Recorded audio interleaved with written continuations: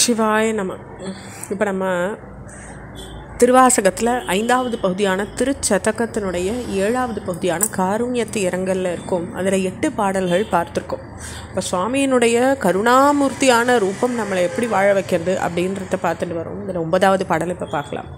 தீர்ந்த அன்பாய அன்பர்க்கு அவரினும் அன்பை போற்றி, போர்ந்தும் என் பொய்மை ஆட்கொண்டு அருளிடும் பெருமை போற்றி, வார்ந்த நஞ்சு அயின்று வானோர்க்கு அமுதம் ஈ வள்ளல் போற்றி, ஆர்ந்த நின் பாதம் நாயேற்கு அருளிட வேண்டும் போற்றி.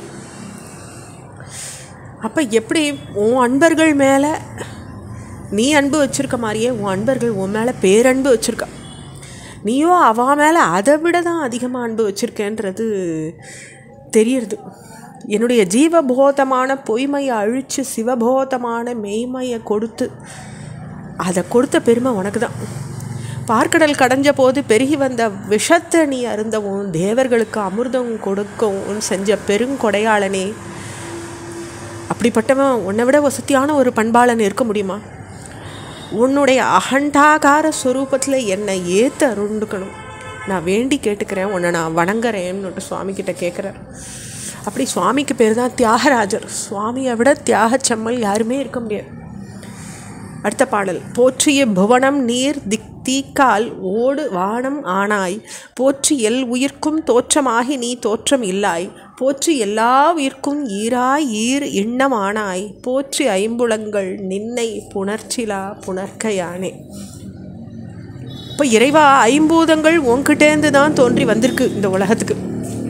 உயிர்கள் எல்லாம் உன்கிட்டேருந்து தான் தோன்றியிருக்கு. அப்போ அவையினுடைய தோற்றத்தை முன்னிட்டு நீ விகாரப்படலை, அதாவது உனக்கு எந்த குறைபாடுமே ஏற்பட்டுள்ள. உயிர்கள் எல்லாம் பிரளயத்துலேருந்து உன்கிட்ட போய் ஒடுங்கிறது.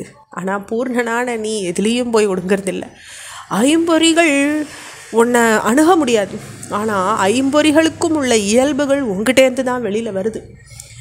அத்தகைய அதீத பொருளே, உன்னை போற்றி வணங்குறேன் அப்படின்னுட்டு இந்த பாடல் சொல்கிறது. இதோடு நம்ம 7வது பகுதியான காருண்யத்து இரங்கலை முடிச்சுக்கிறோம். அடுத்து 8வது பகுதி ஆனந்த தழுந்தல். ஆனந்தத்தை நாடுறது மனுஷனுடைய அலாதி செயல்னு நம்ம நினைக்கிறோம். ஆனால் உயிர்கள் எல்லாமே அந்த செயலில் ஈடுபட்டிருக்கு. அது எல்லாமே ஆனந்த வாழ்க்கையை நாடணும்னு தான் எல்லா உயிர்களும் நினைக்கிறது. அப்படி பிரகிருத்தியின் மூலமாக ஆனந்தம் அதனுடையதாக இருக்குது, இந்த உலகத்தினுடையதாக இருக்குது. அதில் அழுந்தி இருக்க ஜீவன் முயன்றாலும் அதில் நிலச்சி இருக்க முடியாது. அது சிற்றின்பம் தான். அப்போ பிரகிருதியோடு சம்பந்தப்பட்ட ஆனந்தம் நிரந்தரமானது, சிவானந்த போதமாக இருக்கக்கூடியது. அதுதான்றத மனுஷன் உணர்ந்துக்கணும். அதை தான் இந்த ஆனந்தத்தை அழுந்தல்ல நம்ம பார்க்க போகிறோம். பாடல்களை பார்க்கலாம். புணர்ப்பது ஒக்க எந்தை என்னை ஆண்டு பூண நோக்கினாய், புணர்ப்பது அன்று இது என்று போது நின்னோடு என்னோடு என் இது ஆம், புணர்ப்பது ஆக அன்று இது ஆக அன்பு நின் கழல்கணே, புணர்ப்பது அது ஆக அம்கணால புங்கமான போகமே. அப்போது என்னுடைய எந்தையே, என்னை ஆட்கொள்றதுல நீ காட்டின கருணை இருக்கே, என்னை 2 உன்னை ஏற்றுக்கொள்வது போல் அது தென்பட்டது. ஆனால் இந்த உடல் வாழ்க்கையிலேயே இன்னும் சித்த காலம் இருக்க என்னை நீ விட்டு வச்சிருக்க.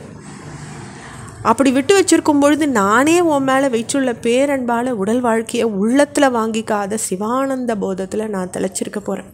இப்படி இந்த உடல் இருந்தால் கூட நான் உன்னுடைய சிந்தையிலையுமே ஞாபகத்துலேயுமே இருந்து அதில் நான் வாழ போகிறேன். அதாவது விதேகன் அப்படின்னு சொல்லுவாள். அதாவது இந்த தேகத்தை வச்சுருந்தா கூட அது மேலே பற்றில்லாத இருக்கவா விதேகன். ஜனக மகாராஜாவை விதேகன்னு சொல்லுவாள்.